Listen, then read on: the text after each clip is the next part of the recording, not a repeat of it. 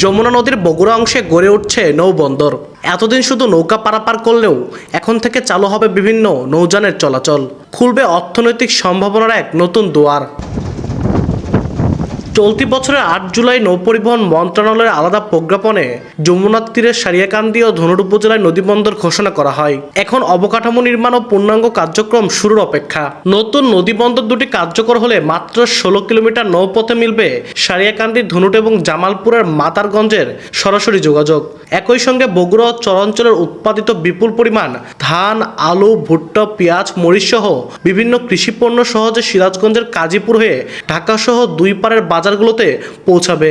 এই এলাকার লোকের তো উপকার হবেই, চরাঞ্চলের লোকেরও আরো উপকার হবে। নৌবন্দর এখানে চালু হলে আমাদের সারিয়াকান্দি এলাকার মানুষের জীবন উন্নয়ন হবে।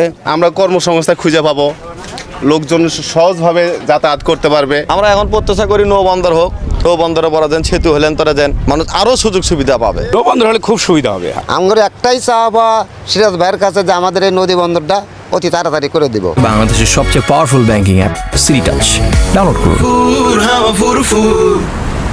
এদিকে বিআইডব্লিউটি এর সঙ্গে সমন্বয় রেখে দ্রুত কাজ এগিয়ে নেওয়ার কথা জানান জেলা। এটা আসলে মন্ত্রণালয় মাত্র গেজেট প্রকাশ করেছে, তো ওই নৌ পরিবহন মন্ত্রণালয় এই কার্যক্রমগুলি এগিয়ে নিচ্ছে। ওনাদের ওখানে স্থাপনা হবে, অনেক কিছুই হবে। তো এটা বাজেট তো সরাসরি আমাদের কাছে জানানো হয় না, মিনিস্ট্রি এগুলো ডিল করে।